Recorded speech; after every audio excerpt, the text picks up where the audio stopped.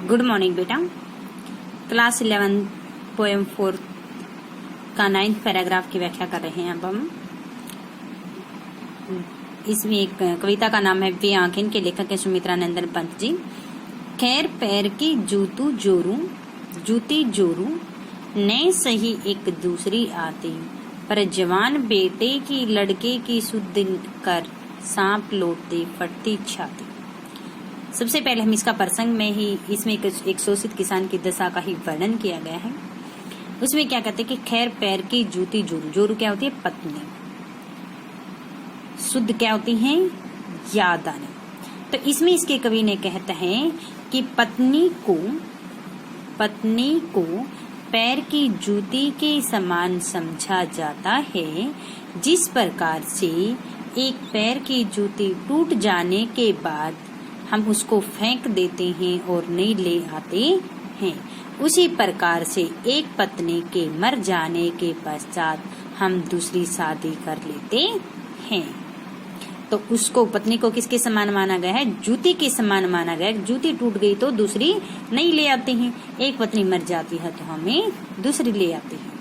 नए सही एक दूसरी आती, लेकिन जब उस किसान को अपने जवान बेटे की मौत की याद आती है तो उस समय क्या होती है? पर जवान लड़के की सुध कर सांप लौटते फटती है छाती। दूसरी आती, पर जब उसे अपने जवान बेटे की याद आ जाती है तो उस किसान के हृदय पर सांप लौटने लगते हैं, यानी कि उसके जमींदार के प्रति उसके हृदय में क्रोध उमड़ने लगता है। जब उसके बेटे को उन्होंने मार दिया था तो उस दुख के कारण उसकी छाती क्या होती है? फटने लग जाती है। इसलिए वह क्या होता है? दूसरी शादी नहीं कर पाता, क्योंकि उसके जवान बेटे की मृत्यु हो रखी है।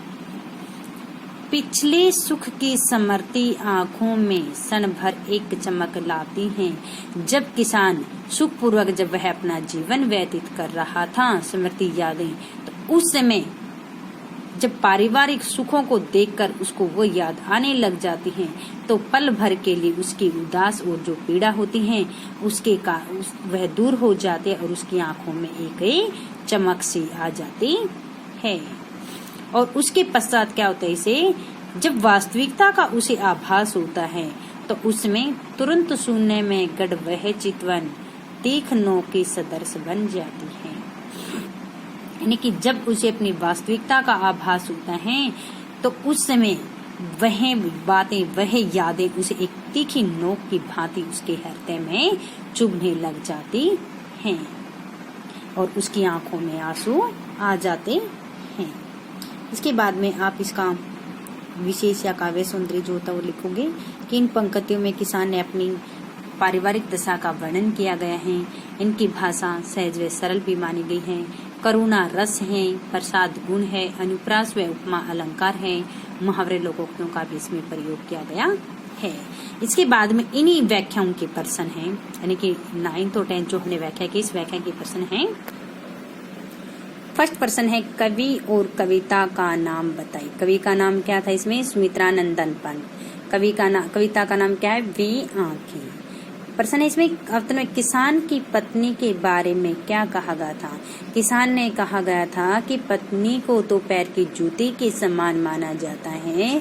अक्सर जब वह टूट जाती है तो नई लाई जाती है। उसी प्रकार से एक पत्नी के मरने के बाद हम दूसरी पत्नी लाई जा सकती। अगला प्रश्न है हमारा, जमींदार के लिए किसान के मन में क्या उमड़ने लगता है? जमींदार के लिए क्या उमड़ने लगता है? किसान के मन में क्रोध उमड़ने लगता है।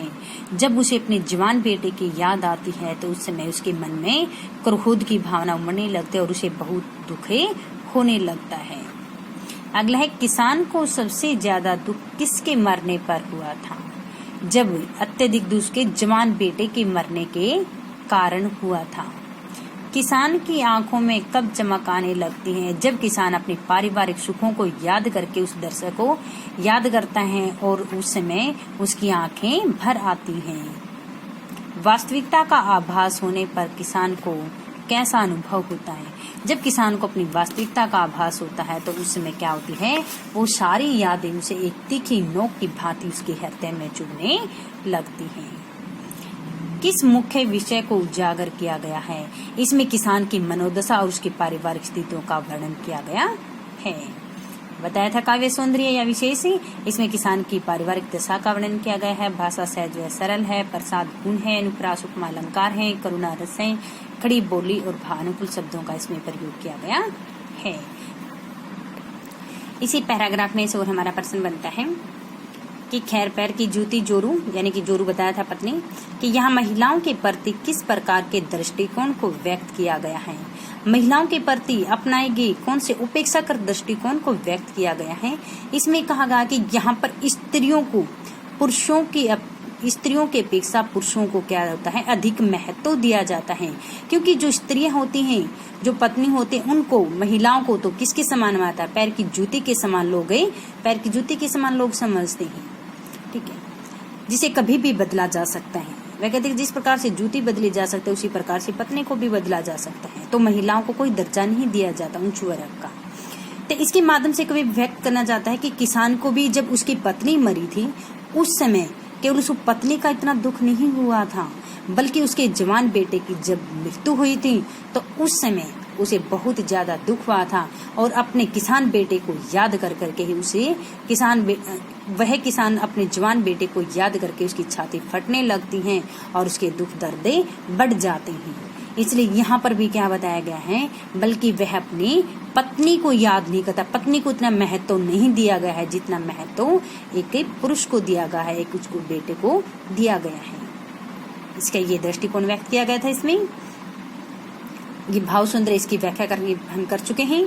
शिल्प सौंदर्य भी बता रखा। अगर आता है बिका दिया घर द्वार, महाजन ने ब्याज की कोड़ी छोड़ी, रह रहे आंखों में चुभती वह कुरूप हुई मरकों की दी।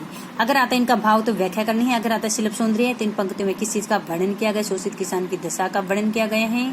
भाषा सहज व सरल है, प्रसाद गुण है, करुणा रस है और छंद का भी प्रयोग इसमें किया गया। 5 पॉइंट हमने शिल्प सौंदर्य के अंदर लिखने हैं। इसके बाद में अगर प्रश्न आता है हमारा, वे आंखें कविता का मूल भाव स्पष्ट कीजिए। इसमें क्या आएगा? वे आंखें कविता में एक स्वतंत्रता पूर्वक भारतीय किसान की दयनीय दशा का वर्णन करते हुए कहा गया है कि जब किसान अपनी जीत मन लगा करके अपने खेतों में मेहनत करता था, परिश्रम करता था और उसका आज और जमींदार के लोग उसका निरंतर क्या कर रहे थे? शोषण करते जा रही थी। और वह सारा जीवन महाजनों ने क्या था? ऋण को चुकाता रह गया था। सारा का सारा उसने अपना जीवन जमींदार के लोगों को कर वसूल करने में ही चुका दिया था। और उसकी क्या होती, धीरे धीरे उन पर इतने अत्याचार किए गए थे उस जमींदार के लोगों ने शोषित किसान पर कि उसके घर द्वार, बैलों की जोड़ी, गाय, सब उसकी गृहस्थी थी जो थी वो सारी की सारी उजड़ गई थी। उस किसान को उसके खेतों से बेदखल कर दिया गया था। उसे के जवान बेटे की हत्या कर दी गई थी। बिना दवा के उसकी पत्नी मर गई थी। और यानी कि ये जो दृश्य होता है, एक शोषण किया जा रहा था। हर तरह से उस किसान लोग का क्या था? शोषण किया जा रहा था। ये उसके भाव सौंदर्य के बारे में बताना है। ये हमने राइट प्लस लर्न करके लाए हैं।